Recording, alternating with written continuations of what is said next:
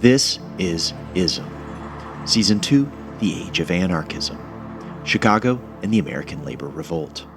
Ideas meet power. Prologue, The Lincoln Special, Chicago, May the 1st, 1865. It was Monday, but Chicago stood silent.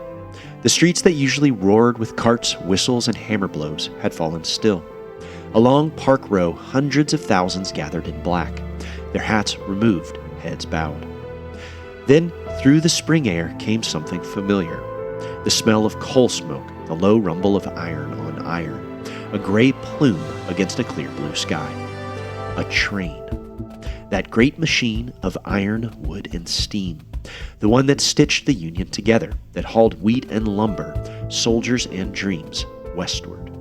Now rolled slowly toward the lapping shores of Lake Michigan. The railroads had become the promise of the age. They bound the country tighter than any speech or flag ever could. And after years of blood and civil war, the tracks now carried the idea that a free people might build something vast and new together. But the engine that entered Chicago that morning carried no freight, no passengers. It carried a coffin. The Lincoln Special, draped in black cloth and gilded wreaths, crept through the silent crowd. Inside lay the body of the man who had promised that the Republic might grow side by side with free labor, that progress could belong to everyone. Bells tolled and the casket was lifted. Then, slowly, the engine hissed, wheels turned, and the rails carried it onward, out of the city and back into the widening country. As the smoke thinned, Chicago exhaled, but the tracks remained. And in the years that followed, more of them would come, rails spreading outward like great arteries, carrying cattle, timber, immigrants, and capital. Lumber yards rose along the river. Grain elevators climbed higher than church steeples. Smoke settled over the lake. The city grew fast, faster than anyone could plan, faster than anyone could control. Chicago became a city of motion, a place where everything arrived by rail and everything left by rail, a city that depended utterly on movement. As the streets continued to multiply and as fortunes rose and fell, no one ever paused to wonder what might happen if the trains ever stopped.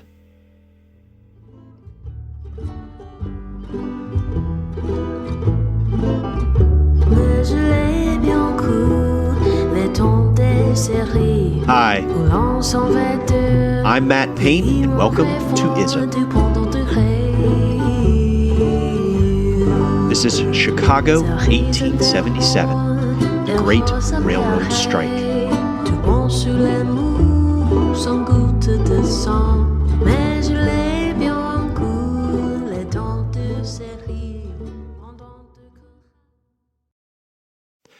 A mere generation before Lincoln's funeral train passed through, Chicago had barely existed, a muddy outpost of 100 people on the edge of Lake Michigan, a place most Americans would have struggled to find. But Chicago sat where the Great Lakes met the prairie, where eastern capital met western land. And once the frontier routes were mapped, the city began to swell. First came the canals, then the rails. Iron tracks plowed outward in every direction. East toward the old cities, west toward the frontier, south into the grain fields and cattle ranges. Within a few years, dozens of lines converged on that same stretch of shoreline, an entire continent funneling through a single point.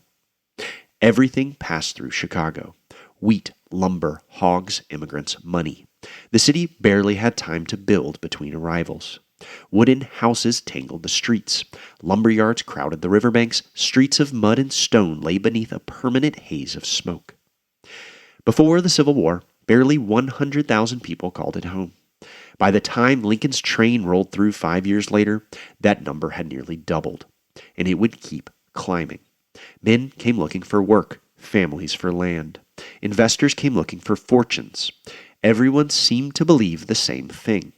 that movement meant opportunity, that industry meant freedom, and that if you kept moving west and worked hard enough, the future would open up. Chicago became proof of this conviction. No longer just a town, but a machine, vast, improvised, always in motion. And at its center ran the railroad. Every morning, cars overflowing with iron, cattle, wheat, and lumber screeched into the depots. Steam hissed, coal smoke hung low, and German, Irish, and Bohemian voices danced above the platforms. Entire neighborhoods arose overnight. Pine shanties, oak barns, wooden sidewalks laid across streets of mud and soot. Across the river, brick and stone houses kept the merchants a little cleaner and a little quieter. Chicago never slowed down. It only grew. And by the summer of 1871, as the rain suddenly stopped all across the Midwest, the wooden walks of Chicago began to crack underfoot, and the westerly winds blew hot and dry. Chapter 1. Fire and Credit. What is the chief end of man? To get rich. In what way? Dishonestly if we can, honestly if we must. Mark Twain, The Revised Catechism, 1871. The association of poverty with progress is the great enigma of our times. Henry George, Progress and Poverty, 1879. The summer of 1871 was hot, dry, and windy. The wheat fields of Illinois and Michigan crunched like old paper, and the streets of Chicago turned from mud to dust. By late September, the entire Midwest had become a tinderbox. Chicago's west side was an improvised maze of cottages and backlot barns. Irish, German, and Bohemian laborers kept pigs and chickens behind their wooden homes. Even the sidewalks were made of pine.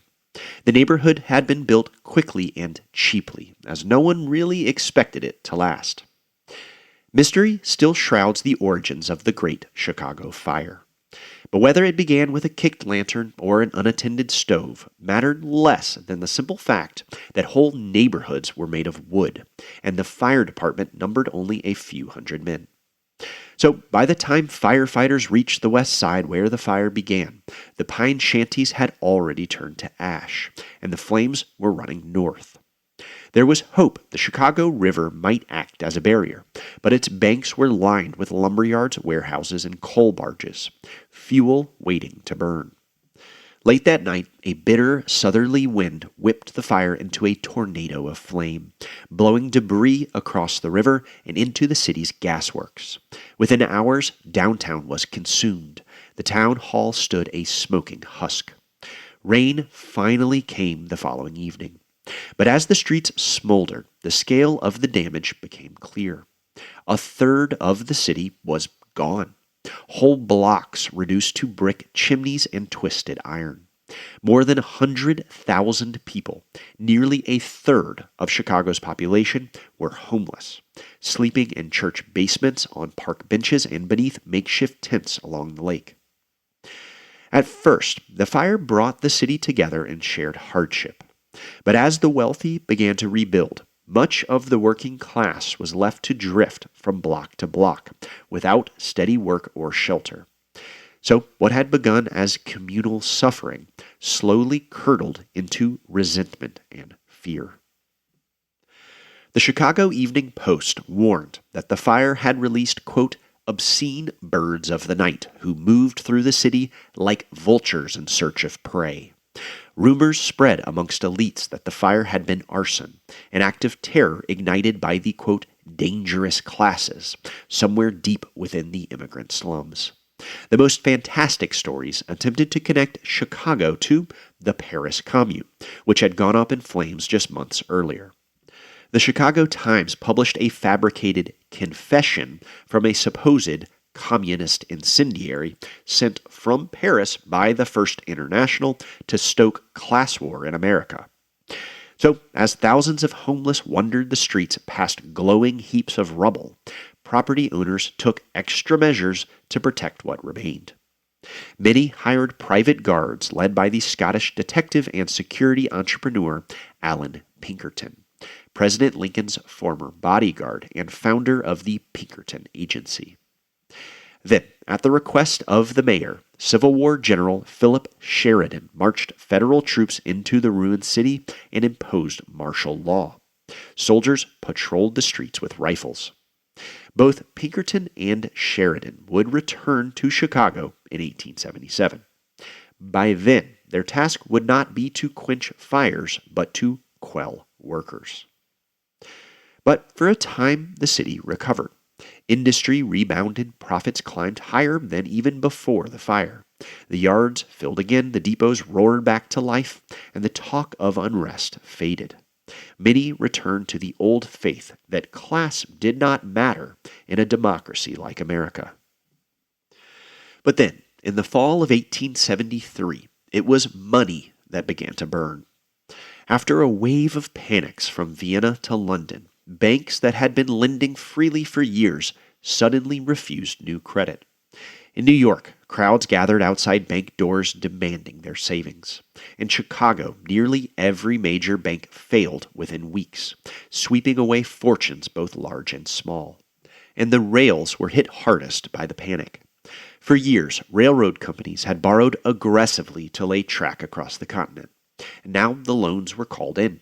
Rail projects stalled mid-construction, and payrolls came late or not at all.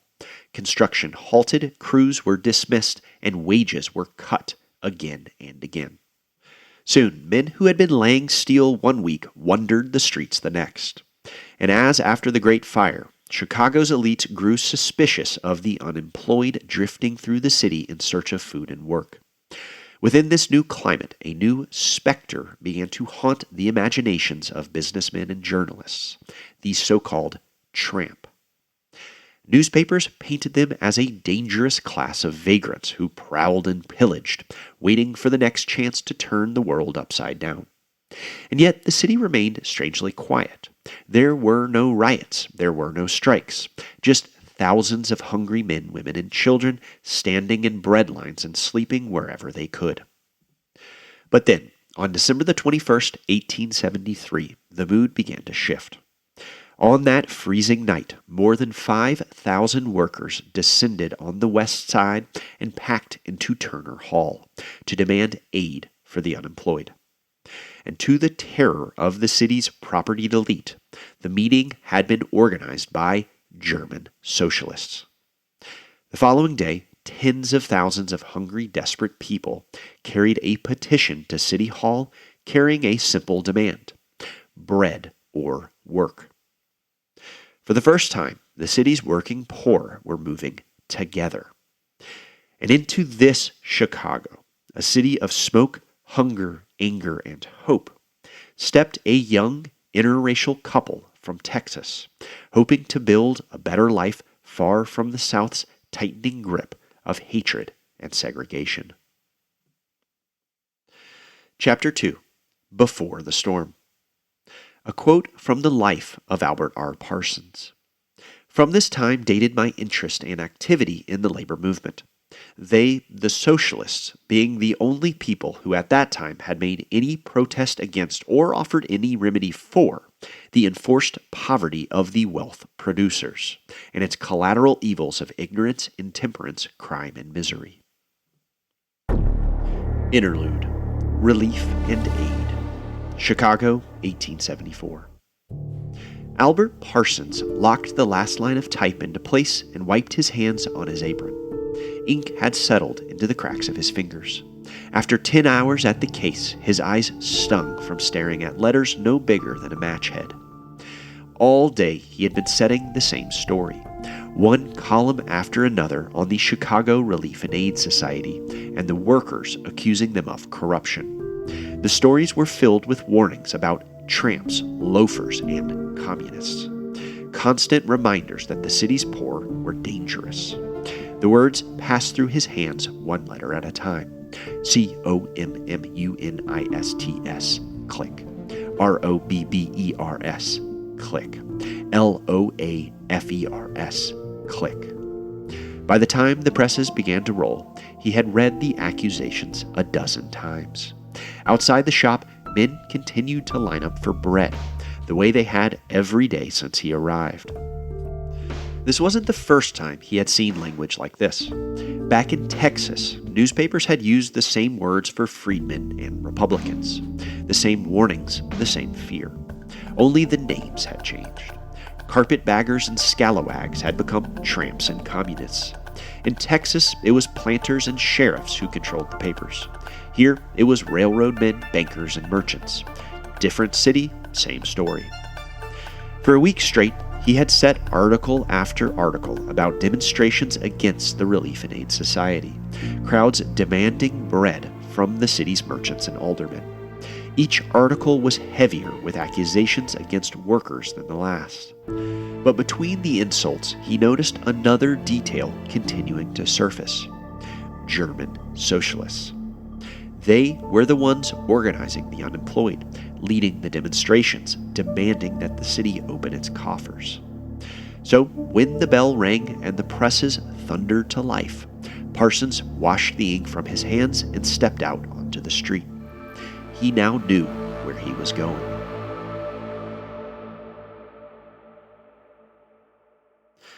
At the end of 1873, Albert and Lucy Parsons arrived in Chicago with little more than a trunk and a few letters of introduction. They had left Texas in a hurry. In Waco, their marriage alone, a white former Confederate turned radical Republican and a mixed-race woman likely born enslaved, had made them targets. Albert had been shot while helping black voters register, so he carried a rifle to the polls. During their final months, the work of Reconstruction had begun to feel less like politics and more like a war, and so they went north.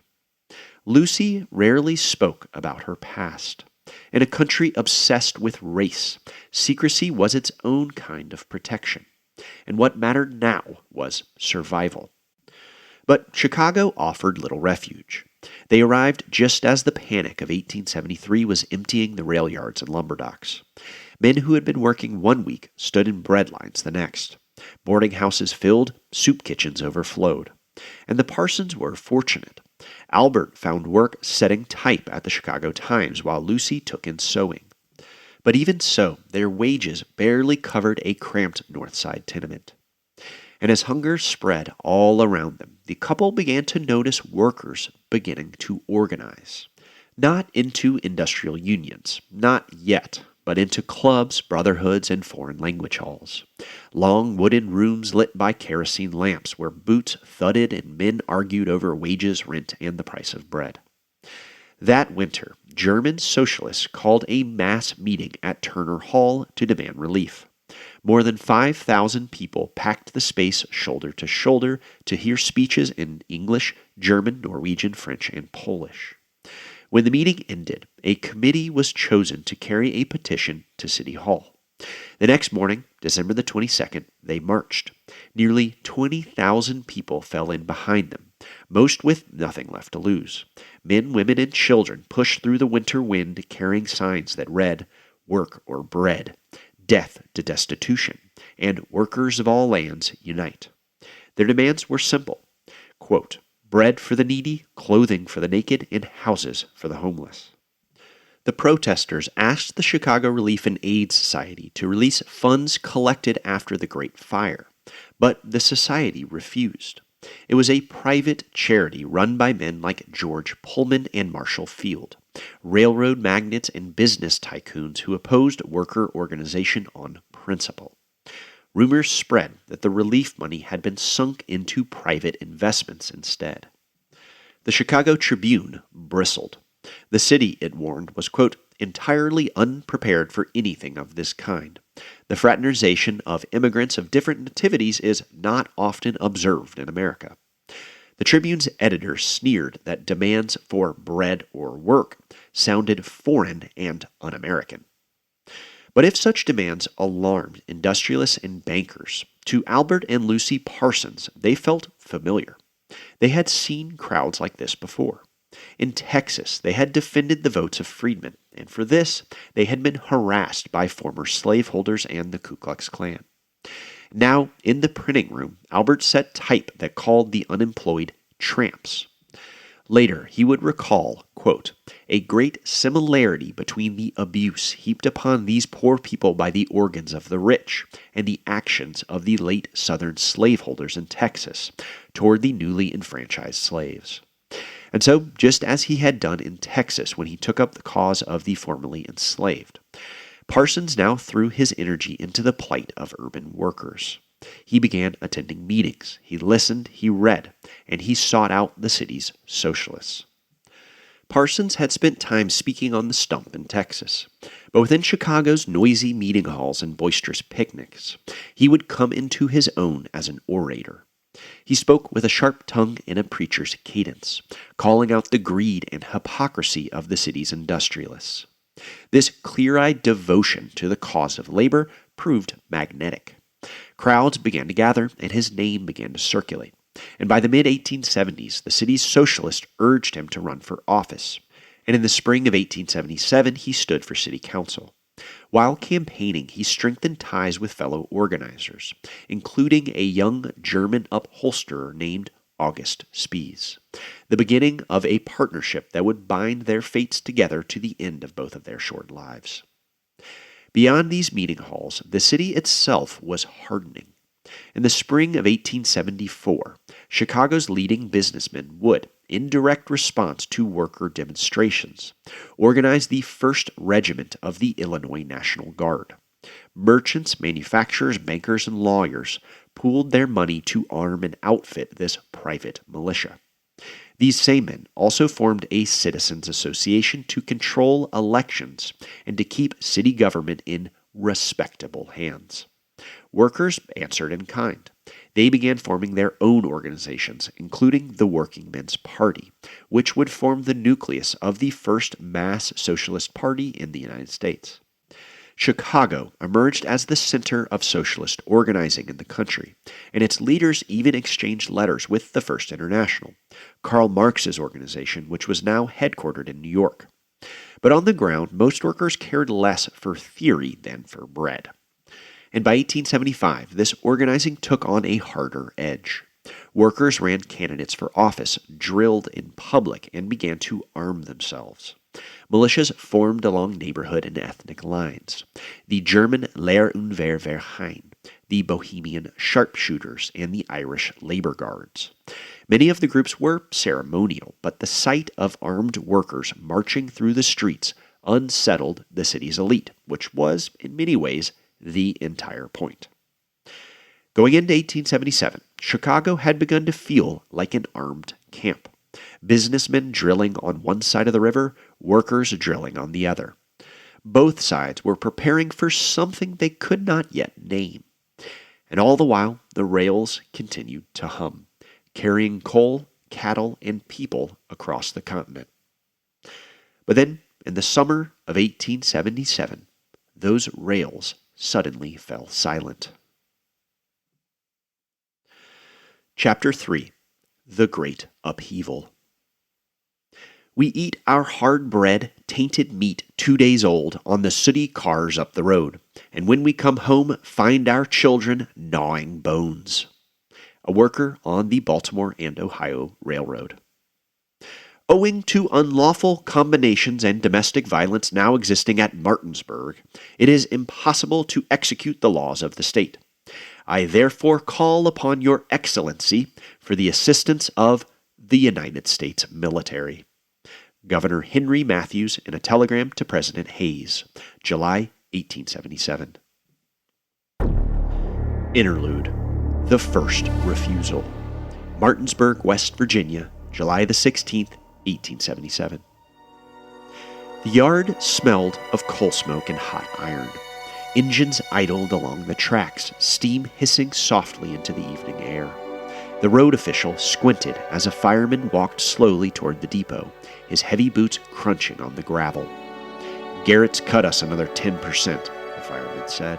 Sweat ran through the soot on his beard and dripped into his overalls.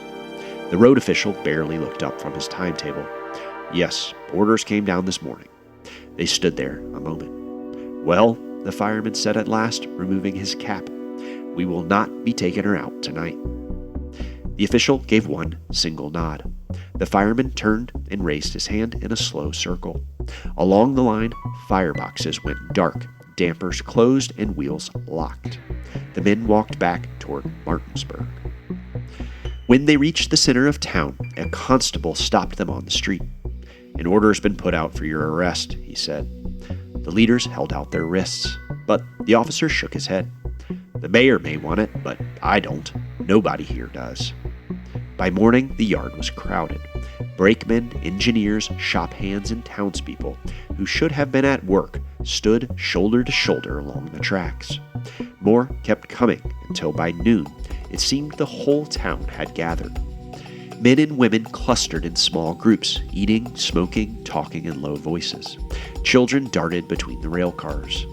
That afternoon, a colonel in Union blue approached the constable. "I got orders to prevent any interference by rioters with men at work," he said mechanically. "I haven't seen any riots around here," the constable replied. The colonel glanced at the people gathering around, then said, "We are to prevent the obstruction of trains." He stepped to the side. Boots shifted behind him as an engineer was escorted forward by two militiamen with rifles raised, their boyish faces unmoving. They led him through the crowd to an engine idling in the yard. Workers moved aside, uneasy at the sight of blue uniforms. One young conductor lingered, jaw tight, fists clenching. An older man gripped his arm and pulled him back. The engineer climbed aboard. Coal hit the firebox, steam rose, and then wheels began to turn. As the train crept forward, the young conductor tore free and ran alongside it. He drew a revolver and reached for the platform. One of the militiamen, startled, then fired. 3 shots cracked through the yard. The conductor fell hard, blood spreading down his sleeve. For a moment, no one moved. Then the crowd surged forward as men and women lifted him from the dirt, jeers following the departing train. Children cried. Ahead of them, the engine suddenly slowed, then stopped. The engineer stepped down, left the soldiers behind, and walked toward the crowd. Word then spread down the B&O line, east through Harper's Ferry to Baltimore, west over the Alleghenies to Pittsburgh. Then it jumped tracks, the Pennsylvania, the Reading, the Erie, the New York Central, to Louisville, Cincinnati, St. Louis, and Chicago. Within a week, tens of thousands walked off the job. The reasoning was simple. Why work if your wages couldn't feed your family? The great upheaval of 1877 had begun. News of the stoppage in Martinsburg traveled fast. Telegraph wires carried it from depot to depot, papers from city to city. Within hours, strikes had occupied stations across West Virginia, Maryland, and Pennsylvania. Thousands of trains stood motionless, engines idling before cars loaded with coal, wheat, lumber, and oil. But the strike did not spread because of rumor alone. Rail workers acted because they were all living the same life. In Baltimore, firemen deserted their engines after discovering another 10% wage cut. The day before, the Baltimore Sun had printed a statement from B&O President John Garrett assuring stockholders that earnings were, quote, entirely satisfactory and that dividends would remain at 10%. In Pittsburgh, railmen were ordered to run double headers, hauling twice the freight with the same crews. As a result, hours were lengthened, accidents multiplied, and jobs began to vanish. So, on July the 19th, conductors and brakemen refused to move their trains. Crowds gathered in stockyards, and by nightfall, traffic on the Pennsylvania line had halted. By July the 20th, the paralysis was unmistakable. Martinsburg, Baltimore, Pittsburgh, Philadelphia, and Reading, the mid-Atlantic rail network, the industrial spine of the nation, had fallen silent. As reports reached Chicago, many began to feel that the unrest would inevitably follow the iron rails to the shores of Lake Michigan. Sitting at the critical junction between East and West, the city began to brace itself for the storm ahead. Some newspapers expressed sympathy for the strikers, revealing a brief fracture within the city's prosperous classes. The Chicago Times warned that if railroads could operate profitably only, quote, by robbing the working man, then we say it ought to be fenced in, closed, because the working men won't starve to death. Yet the paper also cautioned that there were, quote, 15,000 unemployed in this city, many of whom are desperate. City officials prepared accordingly. Police stockpiled muskets and even a few artillery pieces. One railroad manager warned that there is much excitement here, and the sympathy is with the strikers, adding that talk of a bread riot filled streetcars and sidewalks. As rumors of a walkout spread, the Working Men's Party began to mobilize. On July the 22nd, it issued a circular urging its members to render all possible moral and substantial assistance to the desperate struggle for existence now being maintained by the workingmen of the great railroads.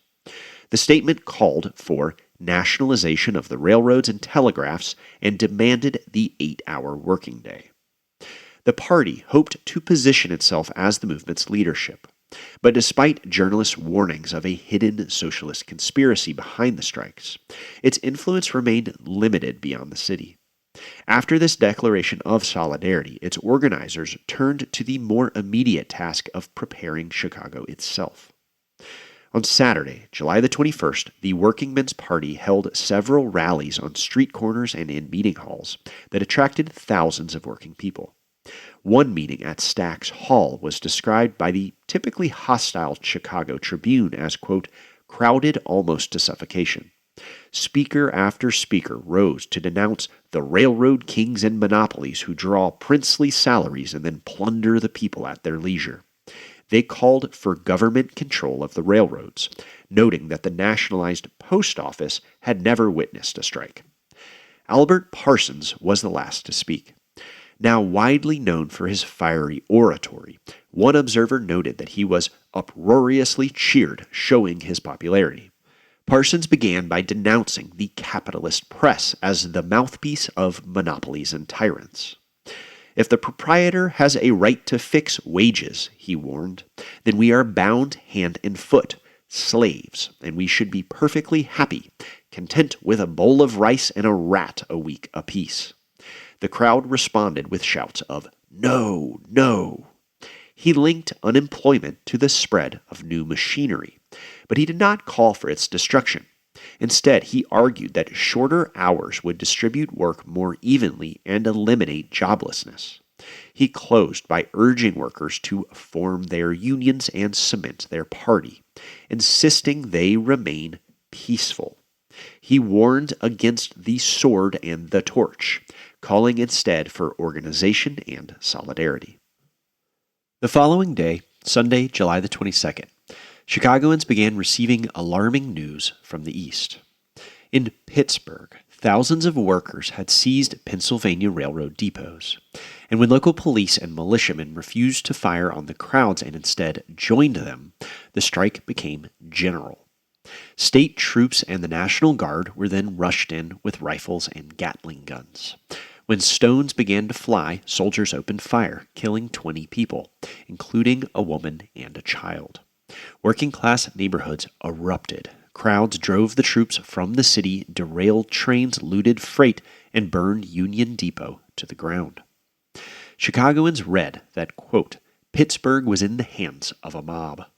Fear rippled through elite circles, while socialists and labor organizers moved quickly to channel the anger now spreading among the city's workers.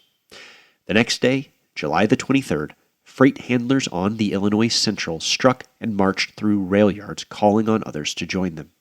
Leaflets circulated announcing a mass meeting the following evening in Market Square. It read, quote, Workingmen of Chicago, have you no rights, no ambition, no manhood? Will you remain disunited while your masters rob you of your rights and the fruits of your labor? For the sake of our wives and children and our own self-respect, let us wait no longer. Organize at once. That evening, as rail workers left the yards and began filling the city streets, the Chicago Tribune headline read simply, It is here. Chapter 4. The Great Strike of Chicago. The railroad employees, the lumber shovers, the saw and planing millmen, the ironworkers, the brass finishers, the carpenters, the bricklayers, the stonemasons, the furniture makers, the polishers, the shoemakers, the tailors, the painters, glazers, butchers, bakers, candlestick makers, all went out. John Flynn, Chicago police historian. Interlude: The Grand Army of Starvation. Chicago, July the 23rd, 1877. Albert Parsons had spoken to crowds before, but never one like this. Faces stretched beyond the edge of the square, gaunt, hollow-eyed, bearded with soot and dust. Threadbare coats and torn hats, women clutching children tight against their ribs. Men shifting from foot to foot in worn boots split at the seams. Signs lifted above the crowd in English, German, and French. We want work, not charity. Why does overproduction mean starvation? United we stand, divided we fall. Parsons had come with a speech prepared, but looking out over the mass before him, he let the pages fall to his side. A cheer rolled him forward and then broke into a waiting silence. He ascended the platform. "We are assembled here," he began, "as a grand army of starvation. We have come together to find the means by which the great gloom hanging over this republic may be lifted." The crowd stood motionless. "Go to the ballot box," he continued, "and say that the government of the United States shall possess the railways of this country. Let us not forget that all wealth and civilization come from labor alone." He looked down and saw a man with a soot-blackened face holding a sign. "Life by labor or death by fight." Parsons paused. Then, "It rests with you to say whether the capitalists shall continue to exploit us. Will you organize?" A fist rose. "We will." Then another. "We will." Soon the cry rolled across the square. Wave after wave. "We will. We will. We will." When the roar subsided, Parsons lifted his voice once more. "Well, then enroll your names in the Grand Army of Labor. And if the capitalist engages in warfare against our rights, then we shall resist him with all the means that God has given us."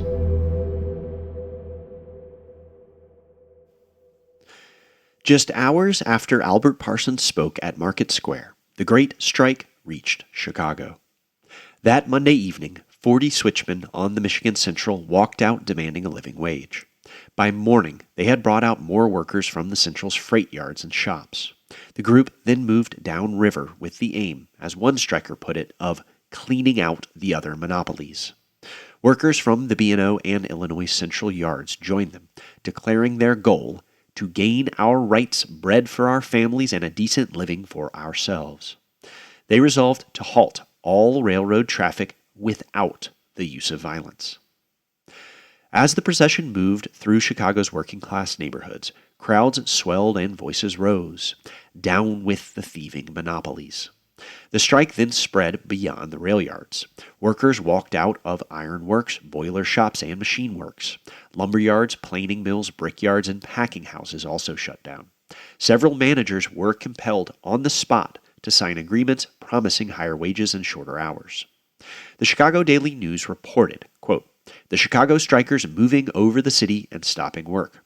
Families filled the streets and hungry workers stood idle in clusters along sidewalks and rail crossings." And though the press was quick to describe them as a mob, the first wave passed without any major violence. The Times declared no bloodshed in the city, even as it acknowledged the strike general in Chicago.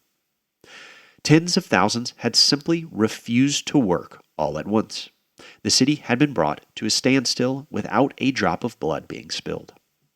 As idle workers gathered in the streets, leaders of the Working Men's Party worked feverishly to maintain order and direct the stoppage toward lasting change. Individual members had helped organize workers within their trades. Now, as the strike became general, the party urged discipline, saying, quote, "Fellow workers, under any circumstances, keep quiet until we have given the present crisis due consideration." Most members sought calm, but the newspapers did not. Editors accused the party of fomenting violence and likened its central committee to the Paris Commune. As its most visible English-speaking leader, Albert Parsons became a target. Reporting on his speech, the Times sneered at the rat printer now leading the Commune. Hysteria quickly spread among the city's elite. Fire bells rang, summoning militia to their armories. Veterans clubs were mobilized, and thousands of men of high standing were sworn in as police deputies. Gun shops sold weapons to the upper classes. Businessmen loaned horses for cavalry companies, and merchants delivered ammunition to City Hall. One paper observed that Chicago had taken on, quote, the appearance of a city in a state of siege. Yet, even as the city armed itself and the police now seemed eager for a confrontation, the Working Men's Party continued to urge restraint. On the afternoon of July the 25th, it proclaimed, quote, Working men of Chicago, the success of our honest efforts to increase wages depends entirely upon your good conduct and peaceful though firm behavior. Let us show the world that with all our grievances and misery, we can still act like men and good citizens. But the appeals went unheard by the authorities. That same afternoon, the mayor called for 5,000 additional deputies. Civil War veterans were issued breech-loading rifles, and 2 companies of the 22nd U.S. Artillery arrived along with 400 men of the Businessmen's Illinois National Guard. That evening, the long simmering tension finally broke when thousands of strikers met a squadron of police with their revolvers drawn at the viaduct on Halsted Street. Chapter 5. The Battle of Chicago. Give them a rifle diet and see how they like that bread. Tom Scott, President of the Pennsylvania Railroad. Interlude. The Viaduct. Chicago, July the 25th, 1877. The Burlington switchyards churned with bodies. Lumber shovers in sweat-darkened shirts, switchmen whose boots slipped between rails slick with coal dust.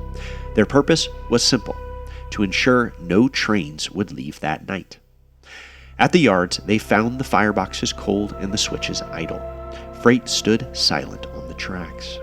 Satisfied the strike would hold, the crowd began to drift toward the viaduct and the streets beyond. Then came the sound of hooves and wooden wheels. An omnibus lurched to a halt as 18 policemen in blue coats jumped down, revolvers drawn. Shots tore through the air as panic rippled outward. Men scattered between the rails, ducked into alleys, and stumbled toward arches and piers. Some fled into the streets of Pilsen. Others turned back toward the yards, hurling stones and scrap iron. The police advanced, firing as they moved. The bridge became a funnel of bodies. Workers surged through its narrow span and began to circle back. As revolvers snapped empty, the officers faltered. But then another wagon rattled into view. Reinforcements leapt down and fired into the crowd. People scattered again, then regrouped, pressing forward from both sides of the bridge. Above the crush of bodies, a green banner lifted into view. Irish meat cutters pushed forward beside Bohemian laborers, shouting in 2 languages but moving as one. Gunfire gave way to the dull thud of wood, stone, and flesh. Clubs on ribs, fists against jaws, rocks cutting through the air. Men grappled in the dust and smoke beneath the viaduct. Then came the groan of iron above them. A bridge suddenly dropped into place. Blue uniforms poured across it onto Halsted Street. From the haze behind them emerged mounted police and wagon loads of reinforcements. Rifles cracked, bodies fell, and the crowd broke and surged into the maze of streets beyond. Police advanced through smoke and steam, driving workers block by block, rifles flashing beneath the gaslights of Pilsen. The viaduct had been retaken, and all across Chicago, whistles and gunshots echoed through the night.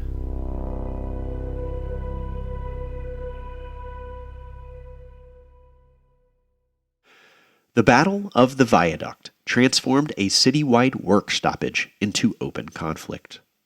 Earlier in the week, unrest in Chicago had been defined by mass meetings, street demonstrations, and a wave of strikes that brought the city's economy to a standstill. By Wednesday evening, the tone changed. Thousands of strikers and sympathetic neighbors descended on the switch yards at West 16th Street, likely to ensure that no freight would leave the city. Finding the strike intact, they began to disperse quietly. But then a squadron of police charged the crowd with drawn revolvers. Panic turned to fury. By night's end, 3 lay dead and 8 wounded, all of them from the crowd. An hour later, the Working Men's Party convened a mass meeting 2 miles north of the viaduct. Party leader Philip Van Patten had barely begun speaking when police rushed the platform, tackled him, and stormed the crowd from behind, clubbing workers as they fled. The following morning, Thursday, July the 26th, President Hayes authorized federal troops to suppress the unrest. Bankers, merchants, and lawyers organized defense associations as fear rippled through wealthy neighborhoods that the mob would soon, quote, invade the best residence sections of the city. Strikers continued moving through the industrial districts, shutting down shops and yards. But as news of police attacks spread, the mood shifted from festive solidarity to indignant fury. Once again, the viaduct at Halsted Street became the center of confrontation. It spanned critical rail lines and stood beside Pilsen, the neighborhood where Bohemian immigrants had long shoveled lumber for meager wages under brutal conditions. The lumberyards had already seen bloodshed during another strike the previous year. So, on Thursday night, a large crowd, many of them Bohemian lumber shovers, returned to the viaduct. They cut telegraph wires and halted nearby streetcars. Then police arrived swinging clubs. Workers answered with stones, sticks, and scrap iron. The crowd was driven down Halsted Street until another mass of nearly 5,000 arrived and forced the police back toward the viaduct. Officers fired into the crowd, killing 6. Reinforcements followed. More police, mounted militia, and finally federal troops carrying rifles and 2 10-pound field guns beneath the American flag. Outgunned, the crowd scattered through Pilsen and the adjoining streets. Some fled south toward 12th Street, merging with another crowd gathering outside Turner Hall. Inside, hundreds of German socialist cabinet makers were meeting to discuss their strike and the demand for the 8-hour workday. A squadron of special police burst into the hall without warning. They asked no questions. Clubs fell indiscriminately on cabinet makers and bystanders alike. When the hall's owner protested, a sergeant clubbed him in the head and ordered his men forward. Shots rang out as one man was killed and several wounded. Men tumbled down stairways and leapt from windows in panic. Violence continued into the night.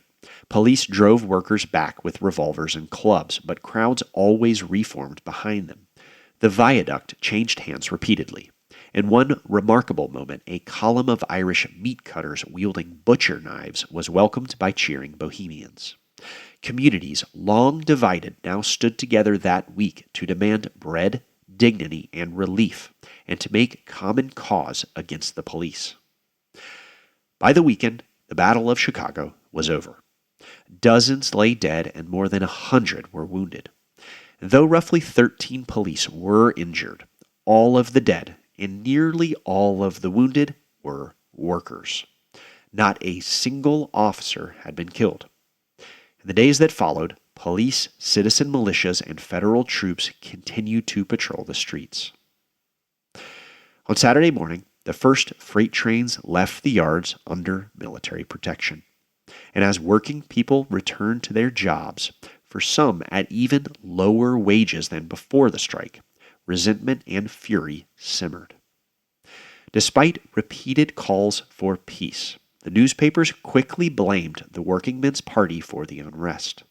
Saturday headlines declared, "Red Rabble routed," and "The fight with the communists is at an end." Security entrepreneur Alan Pinkerton, who had been instrumental in organizing the repression, later attributed the uprising to the, quote, ranting of a young American communist named Parsons. The Chicago Inner Ocean went further, reporting that the walkouts were all due to Parsons' speech. But Albert Parsons had not even been present for the final days of the strike. The morning after his Monday night speech, armed men had seized him and carried him into the bowels of Chicago, where he would endure a 24-hour ordeal that would permanently alter the course of his life. Epilogue. The lines are drawn. The Great Railroad Strike of 1877 brought out the vague lines between classes distinctly and forced every thinking man and woman to take a stand on one side or the other. Lizzie M. Holmes. Interlude. The Rookery. Chicago, July the 24th, 1877. Albert Parsons ran his finger down the compositor roll once, then again. Names filled the column in tight black type. His was not among them. Around him, the composing room moved as it always did, type clicking into sticks, galleys sliding, presses rumbling below. A nearby typesetter glanced up, tightened his lips, and looked back down at his case.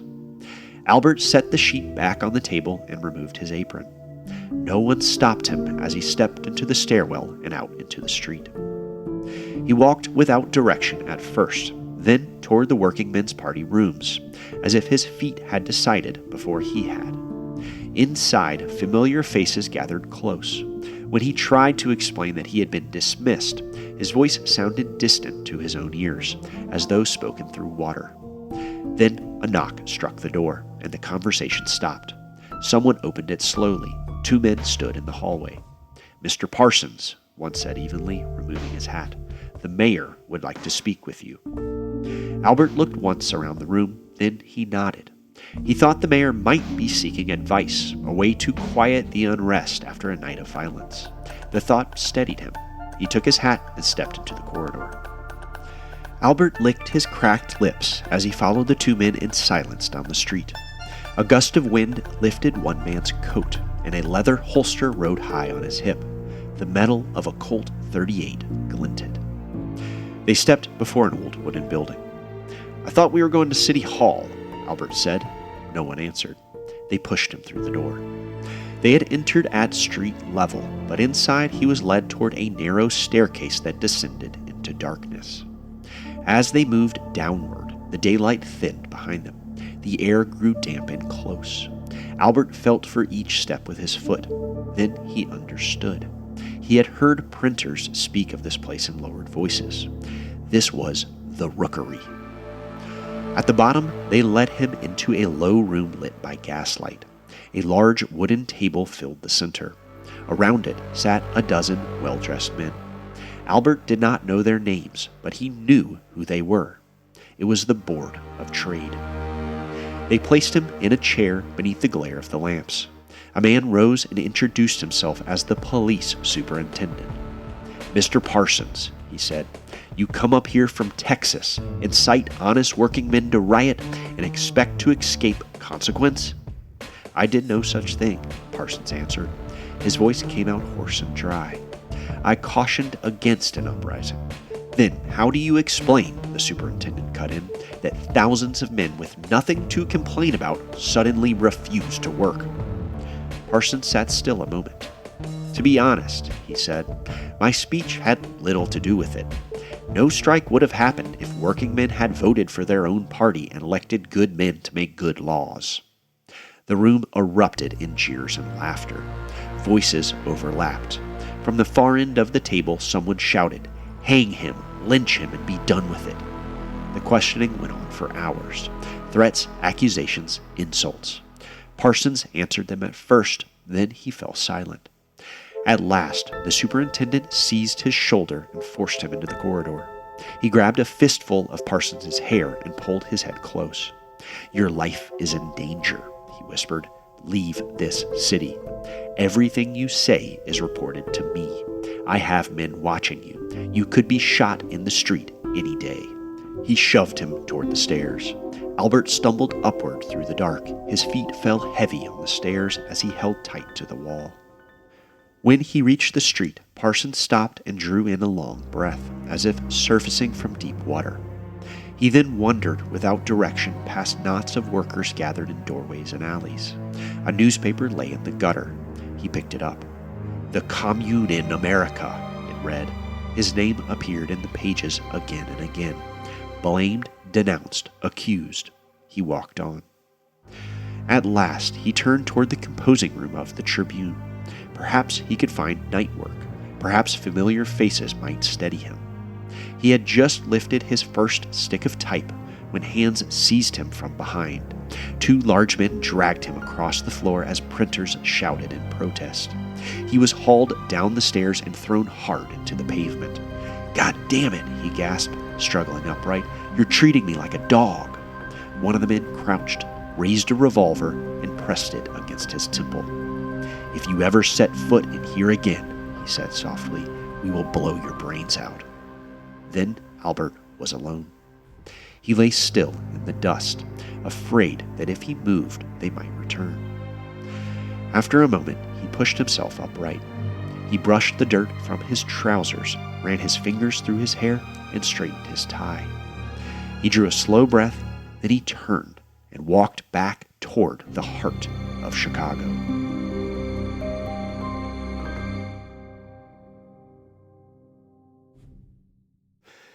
Just 48 hours after Albert Parsons spoke at Market Square, he had been fired from the Times, blacklisted as a compositor, ordered to leave the city by the police, threatened with lynching, and had a revolver pressed to his head. But Parsons had seen worse. In Texas, he and Lucy had lived for years under threat of violence from the Ku Klux Klan, yet they continued defending the rights of freed people.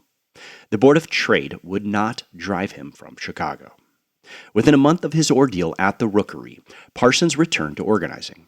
Now unable to find work as a typesetter, he devoted himself fully to the cause of labor. Campaigning for the Working Men's Party, writing for its newspaper, the Arbeiter Zeitung, and later that year running for city council. And Parsons' experience was simply the most dramatic example of the broader repression that swept Chicago and the nation in the wake of the Great Railroad Strike. In Baltimore, St. Louis, Pittsburgh, San Francisco, New York, and Chicago, hundreds of thousands had walked off the job in a spontaneous act born of desperation.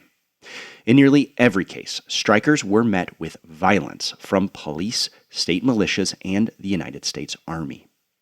When the trains began moving again, many returned to work at the same pay, sometimes less.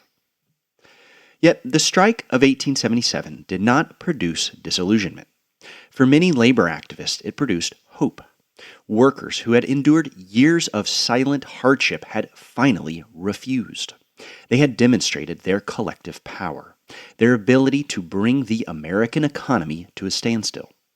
This first great refusal galvanized organizers and set the stage for the American labor movement that would follow over the next half-century.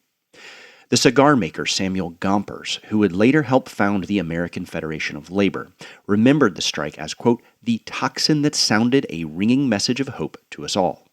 George Schilling, soon to be a leading figure in Chicago's Knights of Labor, said it revealed the pinched faces of workers and the opulence, arrogance, and unscrupulousness of the rich.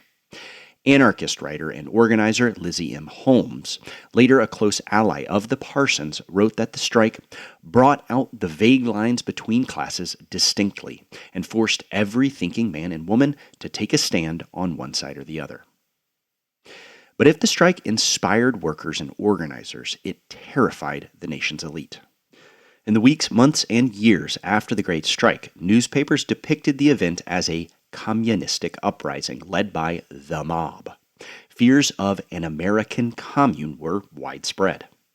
Revealingly, the Chicago Tribune observed that when police began firing live ammunition directly into crowds on the third day of the strike, the tactic, quote, had a most admirable effect on the mobs.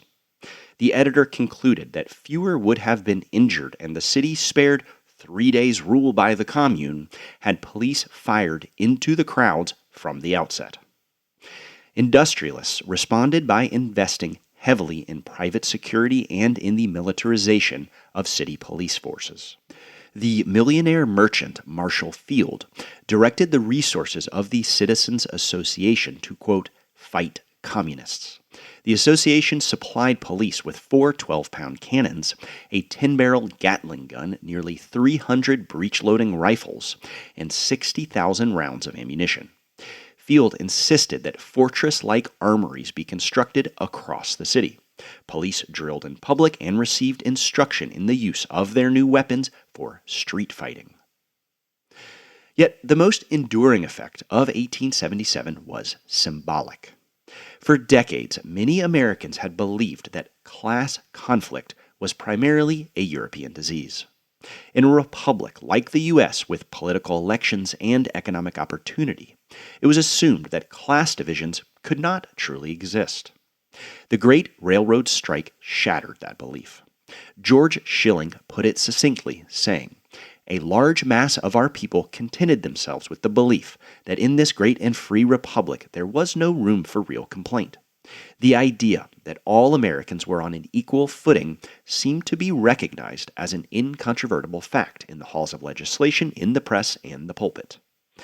After 1877, Schilling concluded, Americans could no longer thank God with our former vanity that we were not like other nations. In the decade following the Great Strike, 2 parallel developments would reshape industrial America. First, the labor movement grew more organized. Workers formed secret brotherhoods, pooled resources for mutual aid, and built increasingly durable unions. In time, the most influential of these would include the Knights of Labor and the American Federation of Labor. Second, governments at the local, state, and federal levels concluded that labor unrest had to be met with organized force. This shift unfolded unevenly, but many historians trace the emergence of modern policing tactics and militarized crowd control to the labor conflicts of the late 19th century, with 1877 marking a turning point when the interests of capital and the police aligned around what they called law and order.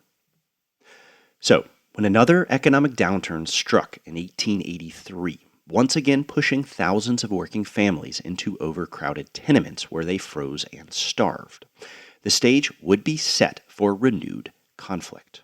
Strikes became endemic, and so did the violent suppression of worker direct action.